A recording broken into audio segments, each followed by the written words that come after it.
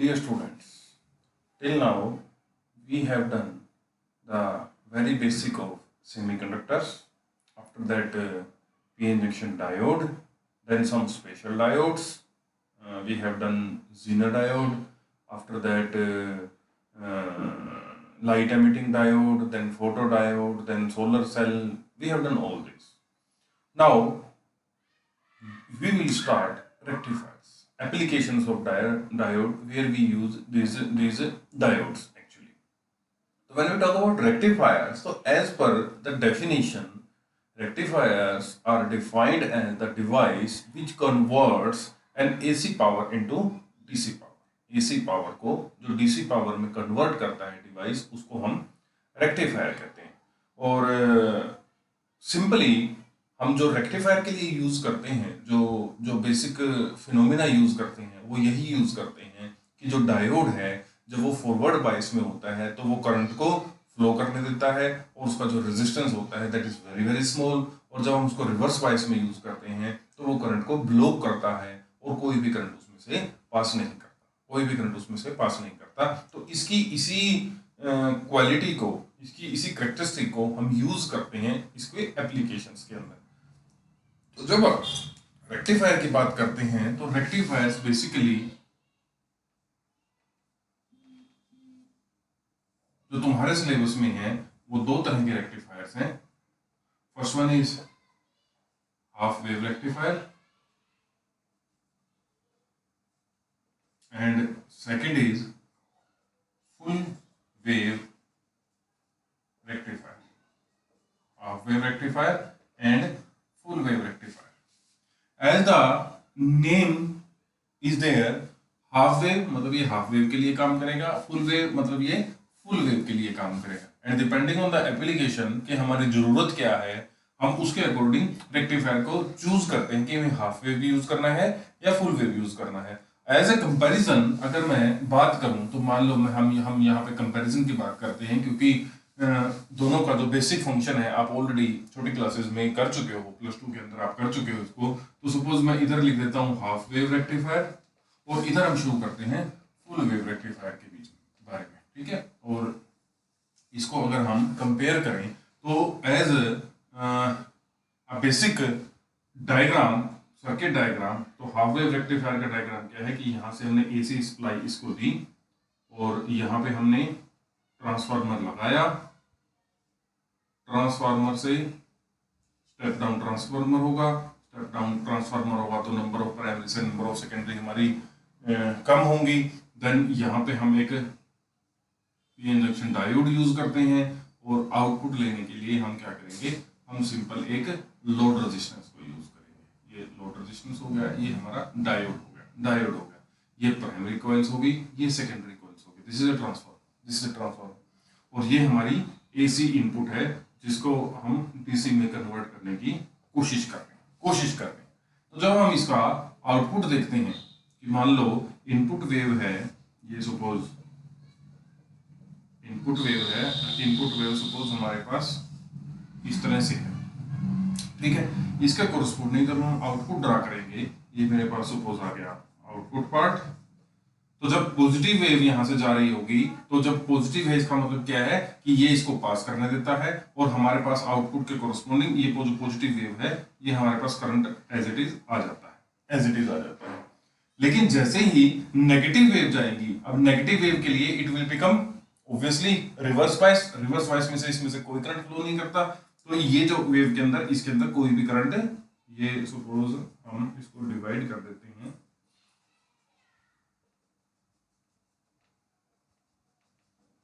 Negative wave के लिए इसके अंदर कोई करंट फ्लो नहीं करेगा. फिर दोबारा से पॉजिटिव होगी तो ये फॉरवर्ड बायस होगा तो इसके अंदर से करंट पास करेगा एंड सो ऑन. हमारे पास से इस तरह का आउटपुट आता है.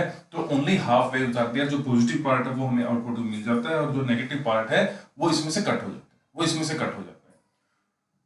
सिमिलरली जब हम फुल वेव रेक्टिफायर की बात करते हैं तो फुल वेव रेक्टिफायर में क्या होगा, हम दो डायोड यूज करेंगे. बेसिक जो स्टार्टिंग है वो हमारी सेम रहेगी कि हमने स्टेप डाउन ट्रांसफार्मर यूज किया, एक हम यहाँ पे यूज करते हैं और एक हमने यूज किया यहाँ पे, ठीक है। और इसका हाफ पार्ट हम उठा लेते हैं और हम यूज करते हैं आउटपुट के लिए। मैं एक्चुअली डायग्राम आपके बुक वाला ही बनाना चाह रहा हूँ।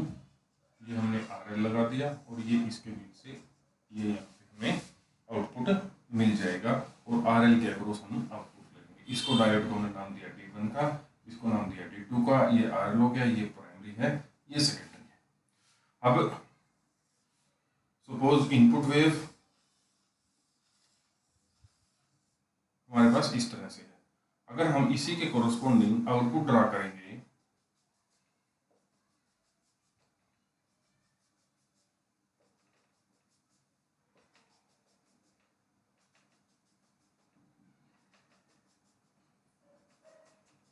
आउटपुट कैसे आएगा? जब पॉजिटिव हाफ साइकिल जा रही है तो पॉजिटिव हाफ साइकिल हमारी जब जाएगी तो this diode will be obviously forward bias. जब फॉरवर्ड और जब पॉजिटिव इधर होगी तो इसका मतलब ये जो हिस्सा है ये इसके कोरस्पोंडिंग नेगेटिव होगा।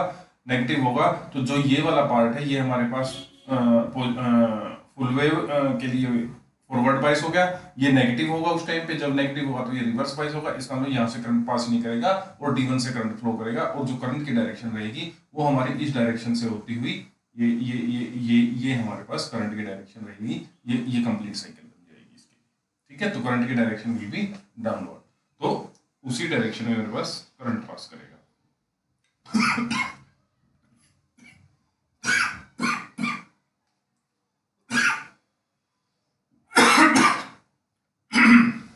जब नेगेटिव हाफ साइकिल आएगी तो नेगेटिव हाफ साइकिल के लिए जो डायोड D1 होगा it will be reverse bias.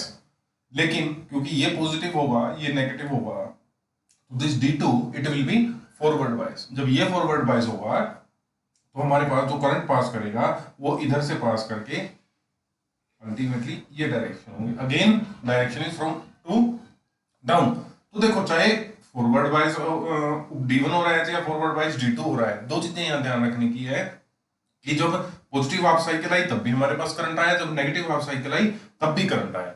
दूसरी चीज जो इंपॉर्टेंट है कि जो RL के अक्रॉस हमारे पास करंट की डायरेक्शन है वो दोनों ही केस में सेम है, अपोजिट नहीं हुई। हालांकि नेगेटिव हाफ साइकिल हमारे पास अपोजिट डायरेक्शन में है लेकिन RL के अक्रॉस जो करंट आ रहा है वो उसी डायरेक्शन में आ रहा है, तो इसलिए आउटपुट ये आएगी। फिर पॉजिटिव साइकिल ये, फिर नेगेटिव साइकिल ये, फिर पॉजिटिव साइकिल ये, फिर नेगेटिव साइकिल ये, और इस तरह से हमारे पास फुल वेव के लिए आउटपुट आता है। तो ये हमारे पास फुल वेव का आउटपुट हो गया, ये हाफ वेव का आउटपुट हो गया और ये दोनों के सर्किट डायग्राम हो गए। वर्किंग मैंने आपको एक्सप्लेन कर दी, थोड़ा सा मैं फास्ट इसलिए कर रहा हूं क्योंकि आप ये चीजें ऑलरेडी पढ़ चुके हो, ठीक है ना। तो ये है हमारे पास फुल हाफ वेव रेक्टिफायर और फुल वेव रेक्टिफायर की जो वर्किंग है उसमें डिफरेंस।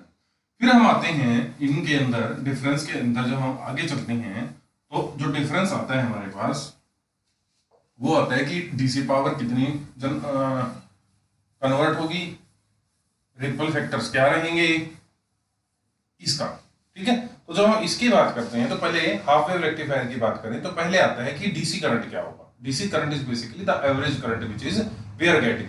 जब हम, ये भी इंपॉर्टेंट चीज है, जब हम फुल वेव की बात करते हैं व्हाट इज एवरेज, ये पॉजिटिव है ये नेगेटिव है तो एवरेज वैल्यू इज 0। लेकिन अब हमारे पास क्या है, हाफ साइकिल के लिए आया, इसके लिए कुछ नहीं आया, तो इसके लिए जो एवरेज वैल्यू होगी इसका मतलब some positive value will be there, some positive. तो ये जो वैल्यू होगी जो थ्रू आउट सेम रहती है इसको बोलते हैं average value. Average value definition आप +2 के अंदर इसकी कर चुके हो। तो हाफ वेव रेक्टिफायर के लिए जब हम एवरेज वैल्यू की फाइंड आउट करते हैं और एवरेज का जो फॉर्मूला होता है एवरेज करंट IDC का जो फॉर्मूला है वो है 1/T 0 to T IDT average value निकालेंगे। अब हम क्योंकि सिनुसोइडल वेव का केस की बात कर रहे हैं तो I is equal to I0 sin omega T, I0 sin omega T and V is equal to V0 sin omega T. ये वोल्टेज के लिए, ये करंट के लिए। तो जब हम इसको तोड़ेंगे, क्योंकि आउटपुट के अंदर मेरे पास क्या है, हाफ वेव के लिए वेव आ रही है और बाकी हाफ के लिए कोई भी आउटपुट नहीं आ रहा, तो हम क्या करेंगे 1/T 0 to T/2 I is equal to I0 sin omega T.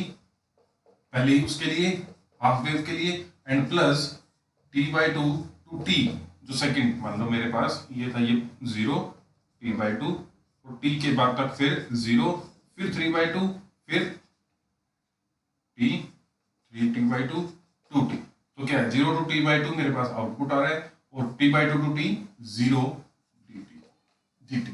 जब इसको सोल्व करते हैं, मैं सोल्व यहाँ नहीं कर रहा, आपने प्लस टू में इसको किया होगा, जब हम इसको सोल्व करते हैं सिंपल कुछ नहीं है, साइन ओमेगा टी का इंटीग्रेशन हमें सोल्व करना है और t इक्वल टू 2π/ω पुट करना है। जब हम इसको सारे को पुट करते हैं तो मेरे पास जो IDC आ जाता है, that is I0/π which is equal to 0.318 I0।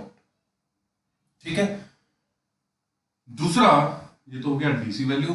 दूसरा हम निकालते हैं इसकी आरएमएस वैल्यू। आरएमएस वैल्यू का जो फॉर्मूला है वो क्या है, that is IRMS is equal to root mean square. Root mean square, पहले स्क्वायर करो, फिर उसका मीन लो, फिर उसका अंडर रूट लो। रूट मीन स्क्वायर उल्टा चलता है ये, तो पहले करंट का स्क्वायर आएगा, फिर उसका मीन आएगा, फिर हम उसका रूट लेंगे। तो जब हम इसकी को बाय डेफिनेशन हम स्टडी करते हैं तो it is basically 1/t mean 0 to t/2 and it is I square dt।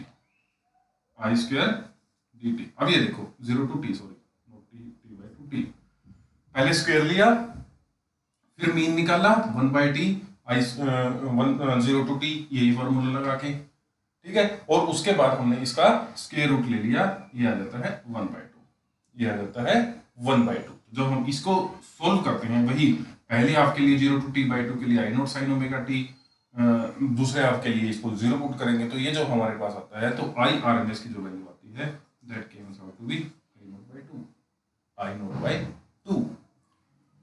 जब हम फुल वेव रेक्टिफायर के लिए यही चीजें करते हैं, हम स्टेप बाय स्टेप कंपैरिजन करके चलेंगे। तो IDC की वैल्यू जो फुल वेव रेक्टिफायर के केस में हम बात करते हैं, तो फुल वेव रेक्टिफायर के केस में जो IDC आता है, क्योंकि यहाँ पे दोनों के लिए चलता है, तो क्या होगा 0 टू t/2 1/t, ठीक है, I0 sin omega t dt plus t/2 to t, यहाँ पे it is minus sine omega t dt।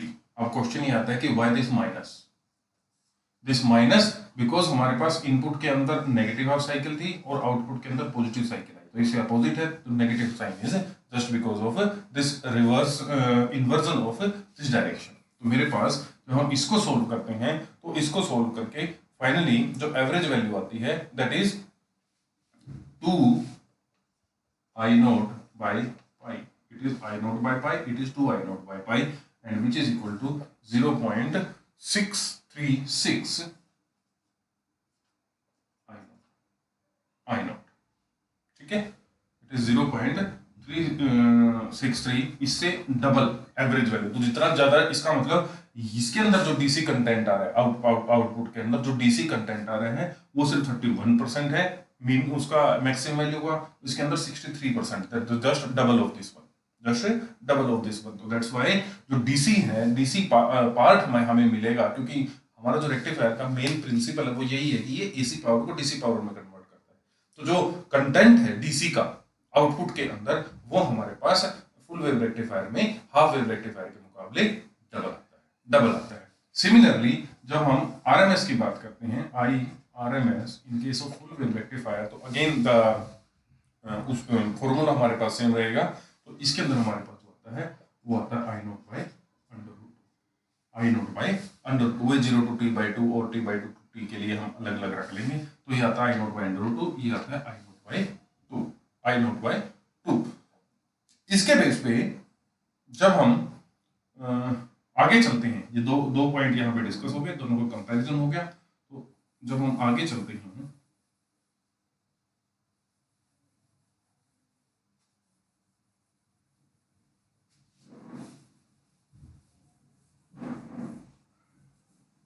तीसरी जो चीज है जो हम डिस्कस करते हैं, तीसरी चीज आती है हाफ वेव रेक्टिफायर का, पहले करेंगे, that is power supplied to rectifier, कि कितनी पावर एक्चुअली हमारी रेक्टिफायर को ट्रांसफर हुई है, कितनी पावर हमारी कन्वर्ट हुई है। अगर हम उसकी बात करें तो P A see that is, क्योंकि हम एसी की बात कर रहे हैं तो यहाँ पे आरएमएस की वैल्यू की बात होगी। जब हम एसी की मेजरमेंट करते हैं हम आरएमएस की बात करेंगे, जब हम डीसी की बात करेंगे हम एवरेज की बात करेंगे। तो आई आरएमएस स्क्वायर और टोटल रेजिस्टेंस क्या होगा, फॉरवर्ड का रेजिस्टेंस प्लस, क्योंकि P is equal to I square R, I is equal to, क्योंकि P एसी की बात कर रहे हैं तो हम आई आरएमएस की बात करेंगे। टोटल जो रेजिस्टेंस मेरे पास हो गया, क्योंकि डायोड का रेजिस्टेंस, और हमने क्या किया था, यहाँ पे डायोड लगाया था और यहाँ पे आउटपुट लगाई थी, आरएल लगाया था। तो दोनों एक ही लाइन में थे, करंट का पाथ ये था, तो इसलिए दोनों के दोनों सीरीज में है। तो आरएफ प्लस आरएल मेरे पास जो टोटल रेजिस्टेंस है वो दोनों के अंदर ऐड हो जाएगा। तो आई आरएमएस की वैल्यू जब हम पुट करेंगे तो it came out to be I not by 2 square RF plus RL. अगला आएगा average output power. Now average की बात आ गई, इसका मतलब we are talking about DC power. जब हम डीसी की पावर की बात करेंगे तो P DC it is equal to I DC square, और जो करंट की वैल्यू आएगी यहाँ पे आएगी, क्योंकि हम सिर्फ आउटपुट की बात कर रहे हैं कि आउटपुट कितना, टोटल सर्किट की नहीं। तो यहाँ पे जो आउटपुट है only the resistance will be R, not the total circuit resistance, it will be the resistance of the output only. IDC हमने निकाला था, आईडीसी हमारे पास क्या आया था, it was I not by pi its square into RL. ठीक है।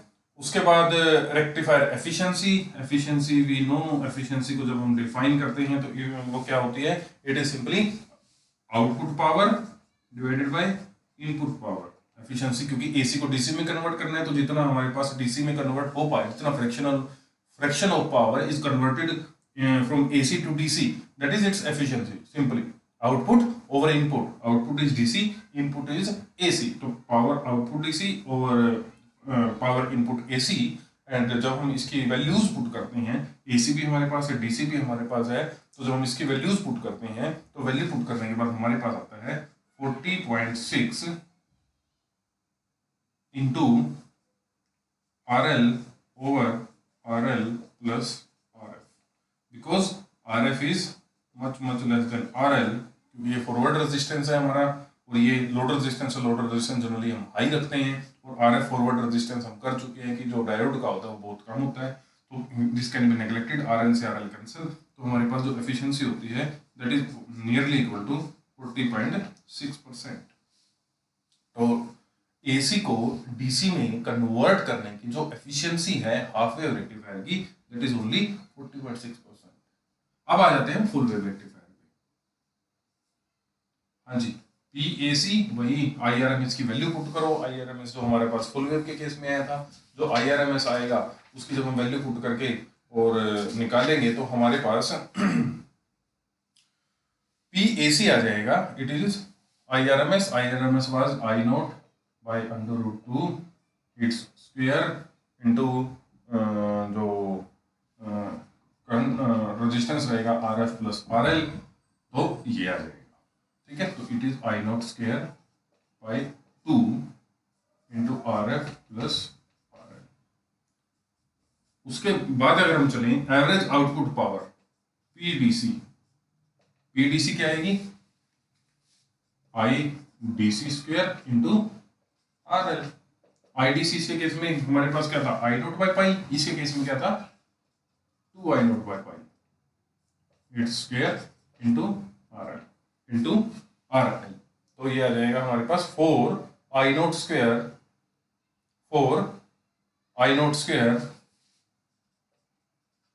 RL by pi. एफिशिएंसी की बात करेंगे तो क्या होगा, DC over AC 4 I naught square RL over pi divided by AC I naught square by 2 into RF plus RL। I naught square से I naught square cancel, pi आ जाएगा तो ये 2 आ जाएगा, तो it came out to be I think 80 1.2 into RL over RF plus RL, because RF is much smaller than RL। दोबारा से वही RL से RL कैंसिल हो जाएगा, जो इस केस में एफिशिएंसी हमारे पास आएगी दैट इज 81.2%। इसका मतलब जो फ्रैक्शन ऑफ पार्ट है AC का which is converted into DC is 81.2% in case of full wave rectifier, while it is 40.6% in case of half wave rectifier. In case of half wave rectifier अब हमारे पास जो last एक इनके बीच का जो बच गया वो बच गया रिपल फैक्टर। रिपल फैक्टर क्या है? रिपल फैक्टर हमारे पास जो आउटपुट आई उसके अंदर जो फ्लक्चुएशंस अवेलेबल हैं उनका मेजर है। जो फ्लक्चुएशंस आउटपुट के अंदर अवेलेबल हैं ये उनका मेजर है, या हम सिंपली कहें कि जो आउटपुट के अंदर AC का कंटेंट बचा हुआ है उसकी जो मेजरमेंट है that is ripple factor. Ripple is simple fluctuation, तो जितना रिपल फैक्टर ज्यादा होगा इसका मतलब उतना ही उसके अंदर AC कंटेंट ज्यादा है। जितना AC कंटेंट रेक्टिफायर के बाद ज्यादा होगा इसका मतलब उतना ही हम कहेंगे कि that is not better, that is worse rectifier. If ripple factor is low, it means most of the output is DC, not the AC, and rectifier will be better। तो जो रेक्टिफायर की जो रिपल फैक्टर की हम definition देते हैं वो क्या होता है? R क्या है? RMS वैल्यू ऑफ करंट और voltage divided by DC value. DC के कंपैरिजन में RMS वैल्यू की करंट या वोल्टेज दोनों से मेजर कर सकते हैं। अब इसके अंदर हम क्या करेंगे? इसके अंदर हम जो रिपल फैक्टर फाइंड आउट करेंगे वो हम फाइंड आउट करेंगे I के कोरोस्पोंडिंग। तो I के कोरोस्पोंडिंग जब हम निकालते हैं, ये आप प्लस 2 में कर चुके होंगे, जो रिपल फैक्टर हमारे पास हाफ वेव रेक्टिफायर के केस में आता है that is 1.21, while in case of full wave rectifier this ripple factor it comes out to be 0.48। इसके अंदर रिपल फैक्टर कम है, इसके अंदर रिपल फैक्टर ज्यादा है। अब देखो 1.21, इसका मतलब न्यूमरेटर डिनोमिनेटर से ज्यादा है। न्यूमरेटर डिनोमिनेटर तभी तो 1 से ज्यादा है वैल्यू। इसका मतलब जो आउटपुट हमारे पास आ रही है उसके अंदर AC का कंटेंट ज्यादा है while DC का कंटेंट कम है, जबकि ripple factor in case of full wave rectifier is 0.48, मतलब इसके अंदर हमारा डिनोमिनेटर ज्यादा है, न्यूमरेटर कम है। इसका मतलब जो आउटपुट आ रही है उसके अंदर DC का फैक्टर ज्यादा है, AC का फैक्टर कम है। तो रिपल फैक्टर हमारा जो बेसिक आता है वो उसी चीज पे डिपेंड करता है कि जो हमारे पास आउटपुट आ रही है उसके अंदर कितने % DC है, कितने % AC है। तो जितना रिपल फैक्टर ज्यादा होगा इसका मतलब percentage of AC is more, जितना रिपल फैक्टर कम होगा percentage of AC is less. और क्योंकि हमने रेक्टिफायर बनाया ही इसलिए है कि हम AC को DC में कन्वर्ट कर सकें, तो for a better rectifier this ripple factor should be as small as possible. तो ये एक रिवीजन के लिए मैंने आप लोगों को बता दिया कि हाफ वेव रेक्टिफायर और फुल वेव रेक्टिफायर की जब हम बात करते हैं, लेकिन तुम्हारे सिलेबस में है ये रेक्टिफायर्स का, आपको पता होना चाहिए कि जब रेक्टिफायर की हम बात करते हैं, हाफ वेव रेक्टिफायर है तो उसमें क्या क्या हमें स्टडी करना है, जब फुल वेव रेक्टिफायर है उसमें क्या क्या स्टडी करना है। ठीक है, आप इस लेक्चर को देख लीजिएगा, इसके अंदर पढ़ लो बुक से, अगर फिर भी कोई डाउट है तो हम लोग डिस्कस कर लेंगे। ठीक है, तो आज के लेक्चर के लिए इतना ही। इससे आगे जो पार्ट होगा वो हम शुरू करेंगे इससे नेक्स्ट लेक्चर।